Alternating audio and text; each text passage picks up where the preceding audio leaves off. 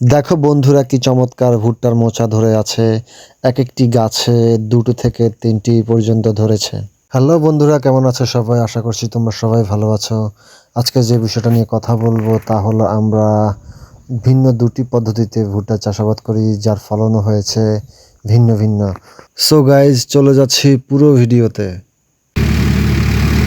Guys, আমরা ভুট্টা রোপণের জন্য প্রত্যেকটা জমিতে 4টি করে হাল দিয়ে আমাদের শেষ হালটা দেওয়া হয় 16 ডিসেম্বরে।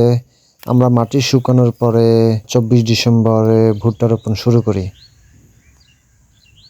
বীজ রোপণের পরে তেমন একটা মিস হয়নি, প্রত্যেকটি গাছই সুন্দর করে গজায়। কিন্তু গাইজ, গাছ গজানোর কিছুদিন পরেই দেখা যাচ্ছে গাছগুলো কেমন জানি মরে যাচ্ছে। পরে আমরা চেক করে দেখি প্রত্যেকটি মরা গাছের গোড়ায় এক একটা করে পোকা। গাইজ, যেহেতু কিছু চারা পোকা খেয়ে ফেলেছে, সেই জন্য আমরা সেই মরে যাওয়া গাছগুলোর গোড়ায় আবারও বীজ বুনে দিচ্ছি।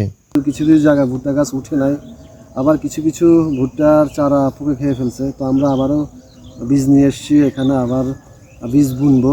তো কি কারণে বীজগুলো মিস গেছে আমরা একটু আপনাদের দেখাবো, দেখি। এই যে গাইজ, এই যে ভুট্টাটা খেয়ে ফেলছিল পোকা, আমরা আসলে দেখি নাই। এখান দিয়ে একটা ভুট্টা অলরেডি পোকা খেয়ে ফেলছে। তো আসলে কি রকম পোকা খেয়ে ফেলছে, আমার মনে হয় এখানে একটা পোকা আছে অলরেডি, দেখি। এই যে গাইজ, এই যে গাইজ দেখুন, এই যে গাইজ, এই পোকাগুলাই কিন্তু ভুট্টা গাছগুলো খেয়ে ফেলে। দ্বিতীয়বার বীজ বোনার পরে আমরা বিষাক্ত স্প্রে করি পোকা দমনের জন্য।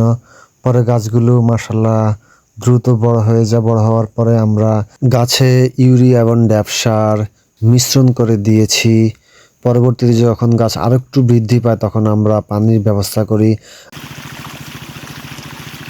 যেহেতু আমরা ভুট্টা গাছ একটু দূরত্বে লাইনগুলো করেছি, সেজন্য আমরা গ্যাপে গ্যাপে কিছু নেপিয়ার ঘাস রোপণ করি, যেন ভুট্টা হারভেস্ট হওয়ার পরে নেপিয়ার ঘাস ওই গ্যাপে বড় হয়। আর গাইজ, আমরা কিছু কিছু গ্যাপে আর অন্য আরেকটা ক্ষেতে আমরা ভুট্টা গাছের যে গ্যাপটা থাকে সেই গ্যাপে আমরা মিষ্টি আলু চারা রোপণ করেছি। যে একটা সারি থেকে আরেকটা সারির দূরত্ব প্রায় 3.5 ফিটের মতো করে গ্যাপ রেখেছি। কেন রেখেছি? আমরা 1 মাস পরে যখন ভুট্টাটা হারভেস্ট হয়ে যায় তখন আমরা এই যে অলরেডি আলু, মিষ্টি আলু লতা আমরা এখানে রোপণ করে দিয়েছি। যখন ভুট্টা আমরা হারভেস্ট করে ফেলবো তখন এই খেতে মিষ্টি আলু হবে। সেই জন্য আমরা ওইভাবে প্ল্যান করেই ভুট্টা গাছের দূরত্ব 3.5 ফিট দিয়েছি। আর গাইজ, ভালো জিনিস কম খাওয়াও ভালো।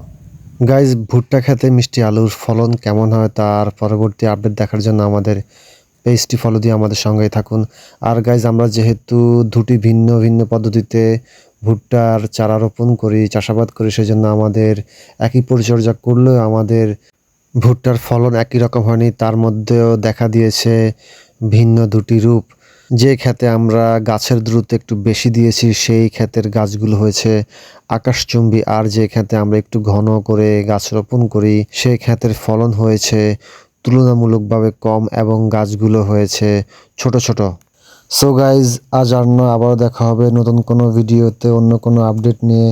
সে পর্যন্ত সবাই ভালো থাকুন, সুস্থ থাকুন, সুন্দর থাকুন। আল্লাহ হাফিজ।